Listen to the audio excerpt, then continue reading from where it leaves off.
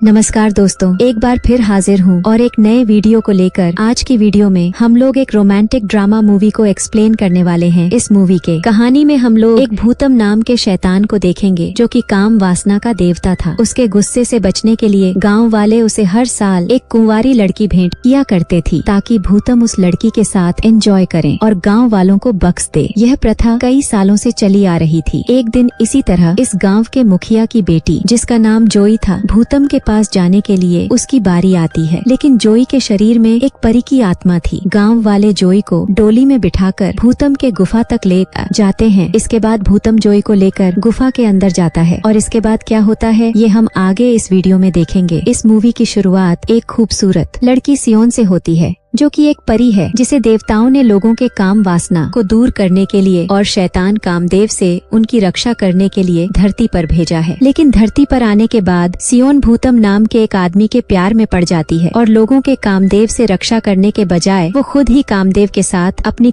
वासना मिटाने लगती है। देवता जब सियोन की इन हरकतों को देखते हैं तब वो सियोन से नाराज हो जाते हैं। इसके बाद देवता दो और परियों को सियोन को मारने के लिए धरती पर भेजते हैं। देवताओं का ऐसा मानना था कि एक शैतान और एक परी का मिलन सभी के लिए खतरा बन सकता है। जब दोनों परियां सियोन के पास पहुंचती हैं, तब वो लोग अपनी शक्तियों का इस्तेमाल करके सियोन की आत्मा को निकालकर उसके शरीर को जला देते हैं। सियोन की मौत को देखकर भूतम बहुत गुस्सा हो जाता है और वो अपना आपा खो बैठता है। वो गुस्से में आकर एक परी को मार देता है। अपनी साथी परी की मौत को देखकर एक परी अपनी जान बचाकर पास के गांव में भाग जाती है। वहीं इधर हम लोग गांव में देखते हैं उसी वक्त गांव की मुखिया की पत्नी एक बेटी को जन्म देती है। इधर परी के पास इतना वक्त नहीं था कि वह सियोन की आत्मा को देवताओं के पास ले जा सके, इसलिए वह सियोन की आत्मा को उस बच्ची में डाल देती है। अब मुखिया के घर में जिस बच्ची का जन्म हुआ था उसी के शरीर में सियोन की आत्मा थी। उधर अपने प्रेमिका के मौत के बाद भूतम आपे से बाहर हो चुका था। उसके गुस्से से पूरे गांव के लोगों की काम वासना जाग चुकी थी। भूतम के गुस्से को शांत करने के लिए गाँव वालों ने उसे एक कुंवारी लड़की भेंट करने का फैसला किया और इसके बाद यह हर साल की प्रथा बन गई थी। हम लोग यह देखते हैं भूतम गांव से दूर एक गुफा में रहता था और गांव वाले हर साल एक कुंवारी लड़की को डोली में बैठाकर उसके गुफा तक छोड़ आते थे ताकि भूतम की हवस शांत रहे। जब कुंवारी लड़की की डोली भूतम के गुफा तक पहुंच जाती थी तब भूतम उस लड़की को अंदर लेकर जाता था और इसके साथ जमकर घपाघाप करता था। यहीं पर हम लोग ये देखते हैं भूतम के साथ एक औरत भी रहती है जो कि अपनी शक्तियों का इस्तेमाल करके भूतम के जख्मों को ठीक करती थी। इस औरत का नाम चैंग था। चैंग अपनी शक्तियों को बढ़ाने के लिए गांव वालों के साथ इंटीमेट होती थी। इसी तरह कई साल बीत जाते हैं। मुखिया के घर में जिस बच्ची का जन्म हुआ था वह अब जवान हो चुकी थी और उसका नाम जोई था। हर कोई उसकी खूबसूरती का दीवाना था। एक दिन जब जोई अपने दोस्तों के साथ होती है तभी अचानक भूतम उसके सामने आ जाता है। भूतम को देखकर जोई उसे घूरने लगती है क्योंकि जोई के शरीर में सियोन की आत्मा थी, इसलिए वह भूतम की तरफ अट्रैक्ट होने लगती है। यहाँ से जाने के बाद जब जोई फिर से अपने दोस्तों के साथ होती है तभी इनकी नजर एक नाव पर पड़ती है। इस नाव के ऊपर बहुत सारी मछलियाँ तड़प रही थीं। जोई नाव के पास आकर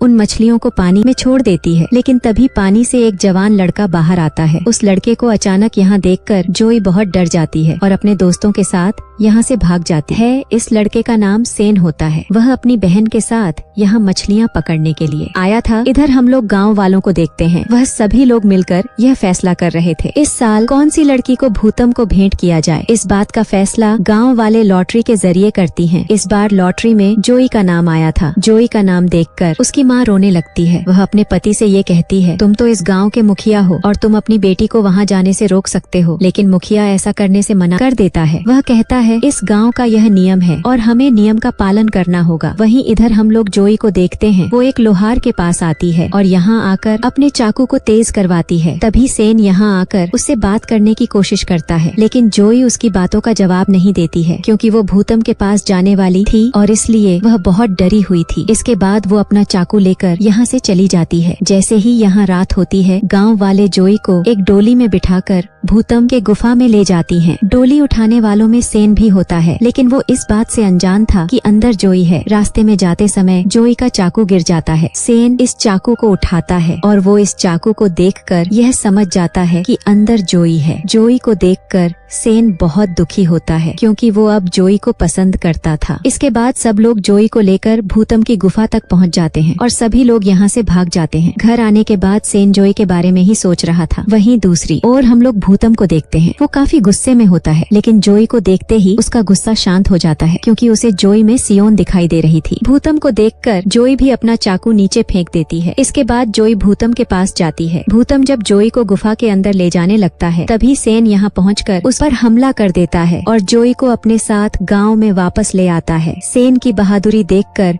गांव वाले बहुत खुश होते हैं और यह सभी लोग जश्न मनाने में लग जाते हैं। जोई भी सेन की बहादुरी देखकर उसकी तरफ आकर्षित हो जाती है। इधर हम लोग गुफा में भूतम को देखते हैं, जिसका इलाज चैंग कर रही होती है, क्योंकि सेन के वार से भूतम काफी जख्मी हो चुका था। भूतम यहाँ चैंग से ये कहता है, आज वाली लड़की मुझे सियोन के जैसी लगी थी, जिस पर चैंग उसे समझाते हुए यह कहती है, सियोन जलकर मर गई थी। इसके बाद वो भूतम से ये कहती है, मेरी शक्तियाँ तुम्हारा इलाज करने के लिए काफी कम है, इसलिए मुझे गाँव में जाकर लोगों के साथ घपाघाप करना होगा ताकि मेरी शक्ति बहुत बढ़ जाए। अगले दिन सेन और अपनी बहन और जोई के साथ मछलियां पकड़ने के लिए आता है। तब उन्हें पानी में चैंग मिलती है। वो लोग चैंग का इलाज करने के लिए उसे अपने साथ घर ले आते हैं। उसी रात चैंग सेन के बड़े भाई के साथ इंटीमेट होती है। सारी रात संभोग करने के कारण उसकी शक्तियाँ बहुत बढ़ गयी थी। अगले दिन चैंग जोई और एक लड़की के साथ मछलियाँ पकड़ने के लिए आती है। मछली पकड़ने के दौरान वो जोई का बर्थ मार्क देखती है और उसे देखकर वो समझ जाती है कि इस लड़की के अंदर से उनकी आत्मा है। इसके बाद वो जोई को एक हेयर बैंड देती है और भूतम के पास वापस आ जाती है। वापस आकर वो भूतम से यह कहती है, आज मैं उस लड़की से मिली थी जिससे कल तुमने मुलाकात की थी। उस लड़की का नाम जोई है और उसके अंदर सियोन की आत्मा है। वो भूतम से आगे यह भी कहती है, अगर सेन और जोई इंटीमेट हो जाते हैं तब तुम पूरी तरह से खत्म हो जाओगे। भूतम को यह सुनकर बहुत गुस्सा आता है और वह उसी रात गाँव में हमला कर देता है। भूतम के गुस्से के वजह से पूरे गाँव में काम वासना जाग जाती है। वहीं दूसरी ओर हम लोग सेन को देखते हैं। वह अपनी बहन और जोई को लेकर गांव से दूर जा रहा था। सेन उन दोनों को लेकर एक साधु के पास पहुंच जाता है। जोई को देखकर साधु उससे कहता है, तुम भूतम को मार सकती हो, लेकिन इसके लिए तुम्हें और भी ताकतवर बनना होगा और ताकतवर बनने के लिए तुम्हें किसी कुंवारे लड़के के साथ संबंध बनाने होंगे। यह सुनने के बाद सेन और जोई एक कोने में जाते हैं और ये लोग यहाँ भयंकर घपाघाप करता है। इधर सेन की बहन यही खड़ी थी और यो अपनी बालों को ठीक कर रही थी। तभी साधु की नजर उसके हेयर बैंड पर पड़ती है। यह देखकर साधु उससे कहता है, यह तो भूतम का जादुई हेयर बैंड है और इसके जरिए उसे यह पता है कि तुम लोग अभी कहाँ हो। साधु यह सब कह ही रहा होता है, तभी भूतम यहाँ पहुँच जाता है और वो यहाँ सेन को पकड़कर अपनी गुफा में ले आता है और उसे यहाँ लाकर बर्फ में कैद कर देता है। इसके बाद जोई और सेन की बहन भी यहाँ पहुँच जाते हैं। मीना भूतम के पास जाती है। इसके बाद मीना अपने शरीर के जलवे दिखाकर भूतम को अपनी तरफ आकर्षित करती है। वहीं इधर हम लोग जोई को देखते हैं, जो कि अपने शरीर की गर्मी से बर्फ को पिघलाने की कोशिश कर रही होती है। बर्फ जैसे ही पिघल जाती है, सेन उससे बाहर आता है और यह दोनों यहीं पर इंटीमेट होते हैं। तभी भूतम की नजर इन दोनों पर पड़ती है। इन दोनों को ऐसा देखकर